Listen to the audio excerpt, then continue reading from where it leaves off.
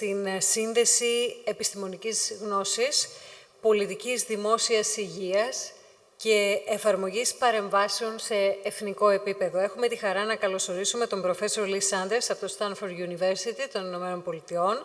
Ο Professor Sanders είναι Professor of Pediatrics and Health Policy, Chief of the Division of General Pediatrics στο Stanford University και ένας από τους σημαντικότερους διεθνώς ερευνητές σε θέματα childhood obesity prevention, health literacy και evidence-based public health interventions. Σε σημερινή του ομιλία έχει τίτλο Translating Evidence into Sustainable Childhood Obesity Prevention at National Level.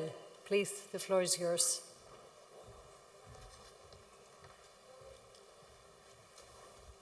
Evharisto Poli, thank you for staying with us. Please stay and participate, which I will take a note from Paulina before. If anybody wants to stand up now and stretch, please continue to do that. We need to keep ourselves awake through to the end. I am going to try to be brief with you and tell a story in 3 parts. But before I tell that story, I have to present, because I'm an academic, my funding and disclosures. The most important disclosure I made earlier today is that I love Greece so much that I married a Greek American. My wife, Andrea, joined me, Sagapo, Inifimu Orea. And her family is from Crete and Samos and Santorini, and I've learned a lot from them as well as you today. So I have great gratitude to them and so many other people in my labs and so forth, but particularly the parents and caregivers and the students and mentees that I've had the opportunity to work with. And the power of individual moments. We're sharing a moment here together, and I want to honor that moment. I want to learn with you as we step forward in these three-part story I'm going to share with you. So first, I like the interaction that you engaged us in. Who here has celebrated their birthday or the birthday of someone close to them in the past month? Just raise your hand. Birthday, very good, very good. So I have the good fortune of celebrating birthdays every day of the year with my patients. So this is a picture from above of where I get to work. This is part of Silicon Valley. I come to you from Silicon Valley. And about where that picture is below is where we have our Packard Children's Hospital at Stanford. And I get to see children, and I look into their eyes and I see literally the future. Every child I hold in one hand could be a future poet or president or my own doctor in the future. And that's a miraculous thing that I get to do with these birthdays every day. And I know one other thing, though. I'm a primary care pediatrician, but I also do public health research. And we provide the same extraordinary care to every one of these children. And yet, if that child goes home to this area of my neighborhood, I know that their life expectancy is going to be 80 years.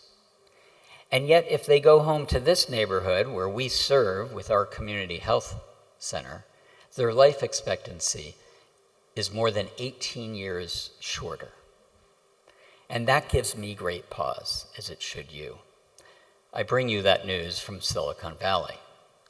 Now, the picture is a little different here in Greece, where life expectancy is larger, but there are still some disparities to pay attention to. Eastern Macedonia is different from Crete, where I'll be going tomorrow. There are spreads in some neighborhoods, even here in Athens, of about 5 to 8 years in life expectancy. And what keeps me up at night is what I call population health, and it's this question. What systems are necessary to close these gaps, to make sure that every infant has the opportunity to live the longest, healthiest life? I think that's what brings all of you into this room, into this online experience we're having together. And what do we need to do that? Well, I am constantly in search of the toughest challenges. And I've been doing this research for about 30 years. And one of the population health challenges I've taken on in my research is health literacy. And why this is so important to me as a pediatrician is because these numbers are astounding. It's not just the proportion of obesity, but 29 to 34% of adults, and that's parents in the United States or Greece, have below basic or basic literacy skills.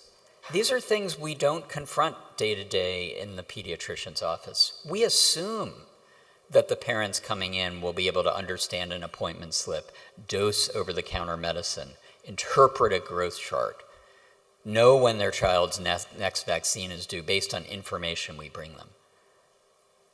But in many ways, the folks that we work with cannot. And it turns out that it's not a static number. When are you most stressed? When is your health literacy lowest? It's when you're woken up in the middle of the night. It's when your child is crying. It's when you have a young child. So that's a dynamic number. And so this challenge is this tension between low health literacy skills and the complex health information that not only are we continuously giving to our patients, to our communities, but we're putting the onus, as Paulina has talked about before, the onus on the shoulders of overburdened parents in this increasingly digitized world where we say you're a consumer, it's consumer-driven healthcare. And that is one of the ingredients to shorter and less healthy lifespans. Now, the other population health challenge we've devoted this whole day to, and Greece, this country that I love, is developing a national action plan for, and that is combating child obesity.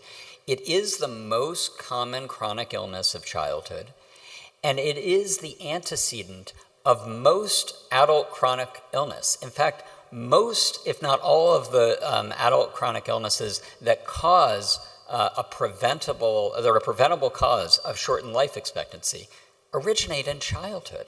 So I keep telling my friends who are in adult medicine or geriatrics, they have to come over to our side and help us combat childhood obesity.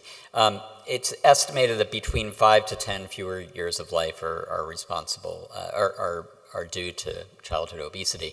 And the preventable costs to society are tremendous. In the US alone, we estimate that it's at least $1 trillion, more than 2% of the gross national product in the United States, as well as in Greece. It's more than 2% of the gross national product.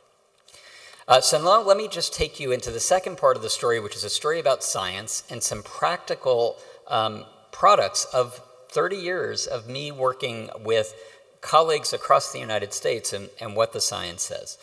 So from randomized controlled trials and meta-analyses, what do we know that does work for child obesity prevention?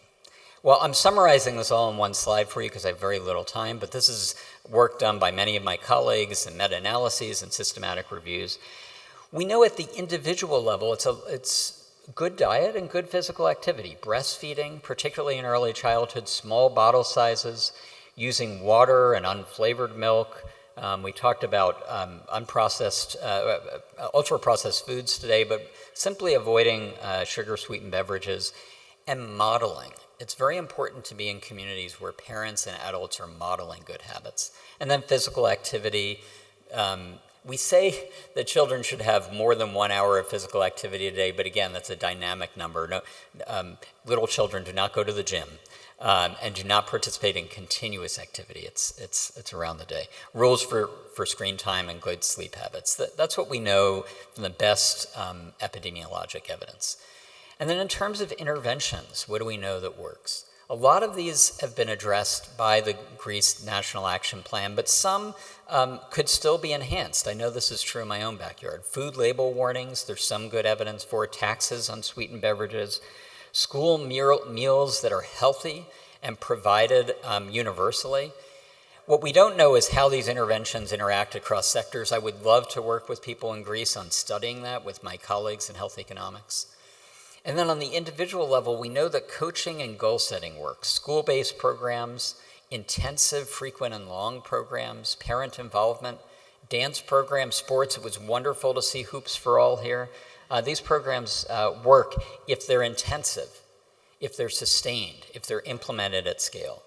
And then home-based programs that are multimodal. What I want to tell you is one story about clinic-based programs. We've been talking a lot about, we don't want to put the onus on individuals, but we do want to put the onus on pediatricians. So I'll tell you about my 20 years of experience of trying to marry this learning about health literacy with child obesity. So we created a program that we got funding from the National Institutes of Health to implement just a little more than 20 years ago called Greenlight, where we worked to co-design booklets in 2 languages with families from around the United States in English and Spanish that picked up on these healthy behaviors, avoiding sweetened beverages, breastfeeding, reducing screen time. And we provided these booklets to families in the hands of trusted people, their pediatrician. And we worked with training the pediatricians to set goals in early childhood. This is from birth to age 2, on healthy eating habits, delaying the introduction, for example, of sugar-sweetened beverages and reducing screen time. And in one slide, I'm summarizing to you millions of dollars, of NIH investment. But this is what we found. We did a randomized control trial. We poured everything into it, and it worked, but only through about age 12 months. Our endpoint was 24 months. It was very important to do this randomized control trial. So the intervention results were not sustained at 24 months. Now, we had a lot of parent surveys saying that they really appreciated getting the program, but the sustained results on rapid infant weight gain were just not seen, and we had to ask ourselves why. And all of a sudden, it hit us in the head. We're pediatricians. We see, and family medicine docs, we see children and set goals with families very often the first 12 months of life, and then after 12 months, we see them once or twice. So we said, not just because I was in Silicon Valley, but because these technologies were available, what if we developed a more scalable form of this intervention that had a digital, AI-driven component?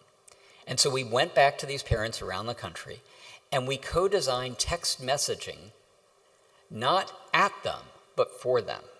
So it's a tailored program where the parents can choose a new goal every 2 weeks that they want to work on, and have text messages remind them of that. And we compared this program to the other programs. So we actually powered ourselves to not so much of a difference. And we asked, does this clinic-based intervention plus a co-designed AI-enabled interventions, text messaging, dashboards that they can access on the phone, does that improve rapid infant weight gain? And to our surprise, it did. It remarkably improved healthy weight trajectories in the first 2 years of life. That's very predictive of the rest of childhood. We were the first preventive program in early childhood, delivered in clinics, to show a real marked improvement on healthy weight trajectory for infants. This compares to 18 other studies that have been done around the world that have shown no effect. Not only that, we reduced obesity rates at age 2 by 44%, and we found it was very cost effective. The number needed to treat is 19. This is compared to most adult preventive interventions that are in the hundreds, numbers needed to treat to avoid outcomes.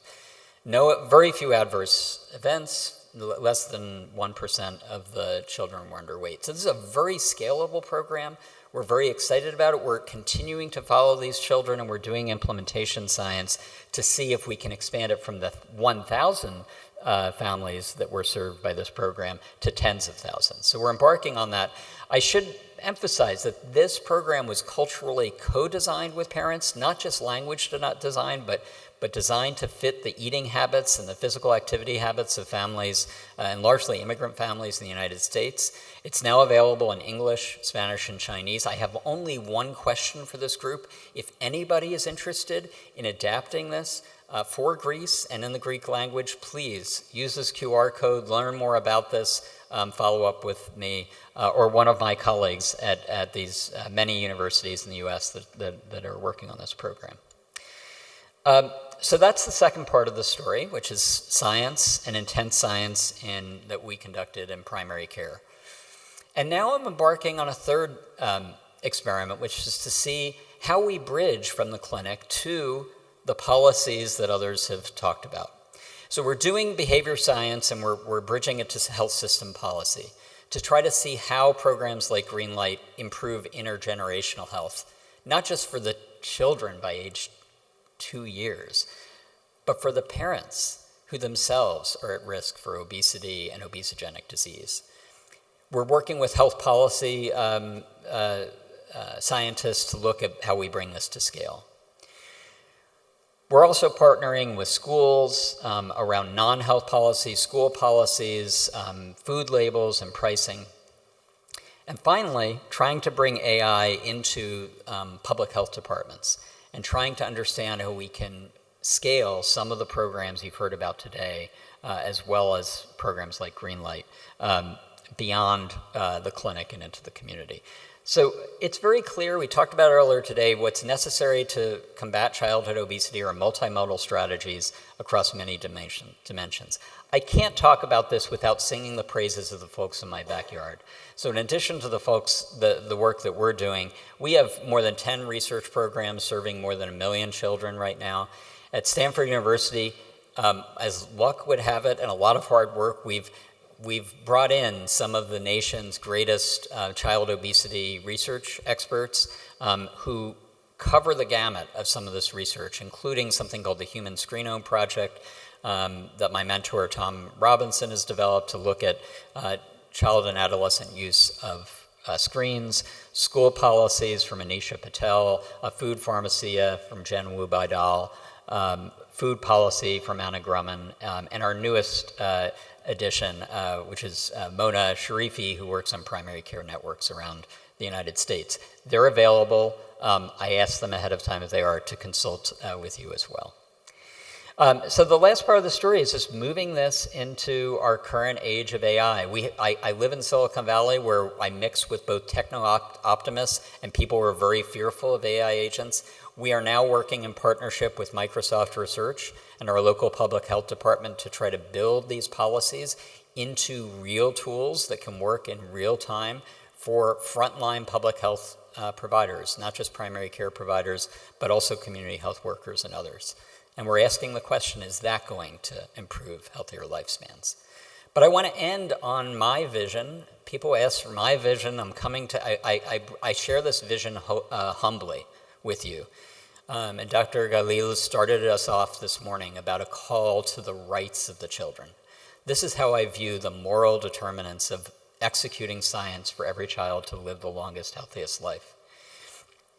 It starts with trust, with PISTI.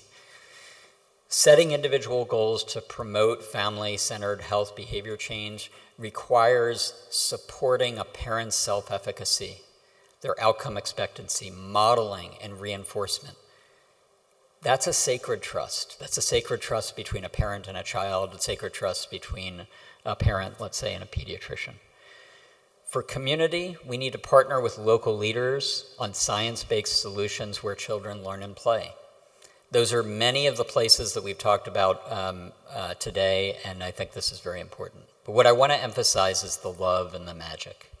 I think what we're talking about here is not just nutrition or physical activity, but strengthening safe, healthy relationships between nurturing adults and growing children in our community, building that resilience, that acceptance that's necessary for children to thrive and flourish.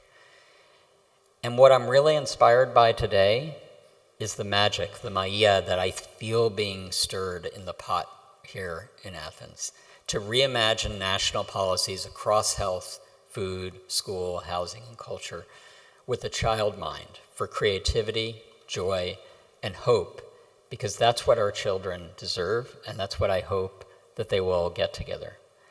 I want to thank you, Eftharistopoli, for inviting me to be here. I want to make myself available to you in the future for any activities that you can. This is the energy in this room is too important not to sustain, and so we're here for you. Thank you.